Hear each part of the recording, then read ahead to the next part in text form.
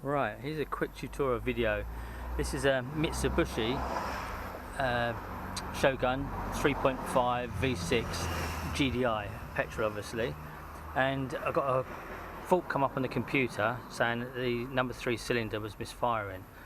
Now it's a V6, but what I found out, and it's very hard to find out, the cylinder configuration.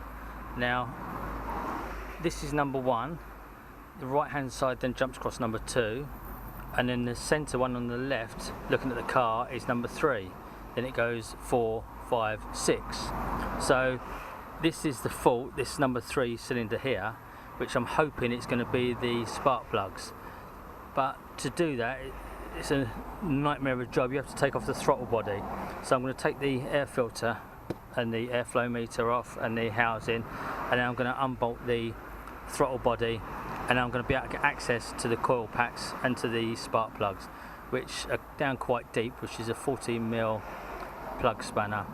So I'll come back to you in a minute when I've undone this throttle body, and I'll take another picture. Okay, thanks. Right, just a quick update. I had to grind this socket spanner down.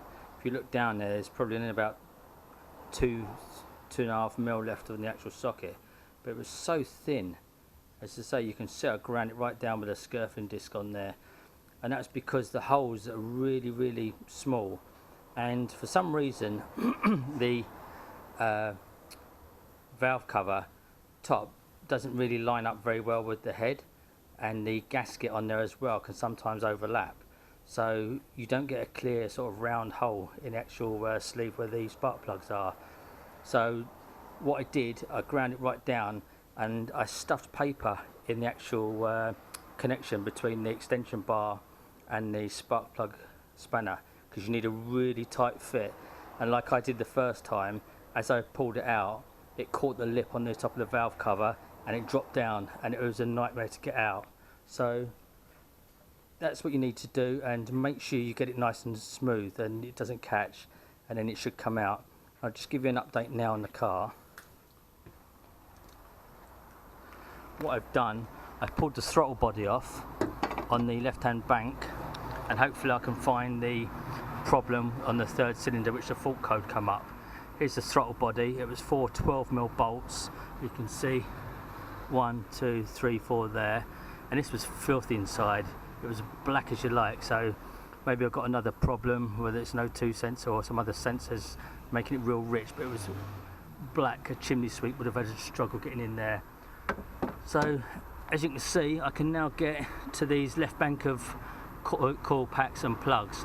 I might have to take this link up pipe from the exhaust to the back of the EGR valve off. I don't know, but say hopefully I can pull the coil packs off, get the plugs off, change them, and as I say, this number 3 was showing up as a fault on the engine management code. So I'm going to take this coil pack off, swap it with say number 2 over that side, the first one near the front and right hand side, and I'm going to say change the plugs anyway. But if this was a faulty coil pack, it's a lot easier to change rather than taking the throttle body off. And you've got 2 water hoses as well, got in the throttle body, so pull them off carefully. They were stuck on there quite hard, and there will be a little bit of water coming up, so remember to top that up when you put it back together. Right, I'll give you an update when I get it back together, and I'll let you know if it solved the problem with just the plugs. Okay, bye. Right, follow-up video regarding changing the spark plugs and the number 3 cylinder having a misfire.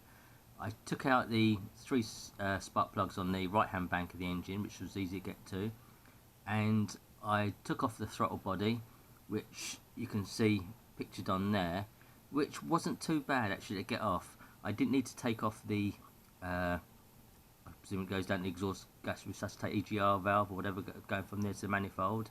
That could stay on there, but there was a gasket in between the throttle body, which was like an aluminium plate with a rubber face on it, so that was really easy to come off, and it went back quite easy as well. I just smeared a little bit of grease around just to seal it, but there's no problem at all. I wouldn't even bother getting a new gasket for that, so that come off quite easy. It was very carboned up in there, so I took the time to scrape that off and clean it out with carb cleaner while I was there as well, and same with the airflow meter as well.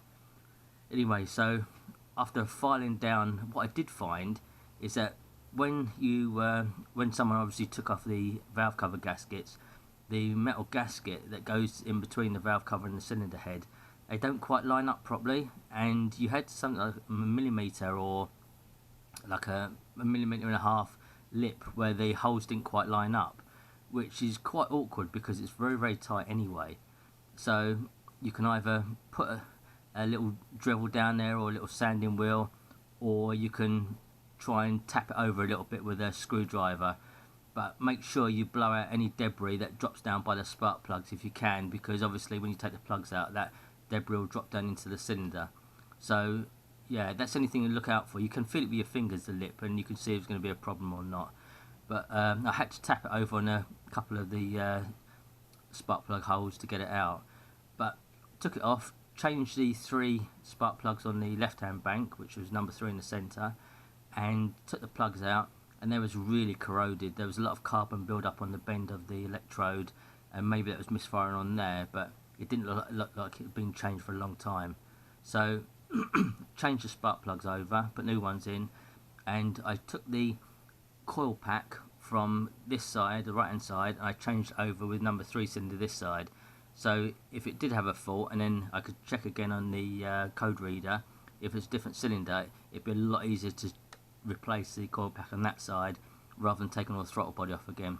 So I changed it over, put the new plugs in, and started up, and it ran perfect. So it was actually the spark plugs which was the problem, which they're like a platinum plug, and people do recommend to use NGK. You can get Bosch ones which would have been slightly cheaper, but it worked out about £11.80, £12 each, and I got them from a local company called CPA in Littlehampton, and I think I paid, I think it's about £79, something like that, for the set of 6, which wasn't too bad, and it saved me waiting for a couple of days off eBay. So yeah, put it back together and it ran fine. So basically that was the outcome. I just wanted to update it, and not too bad. Once you get the spark plug hole, the proper spark plug spanner or socket, then it's not too bad a job, and even taking the throttle body off and that, it's not too bad either. Okay, hope that's been helpful, and see you again soon. Thank you.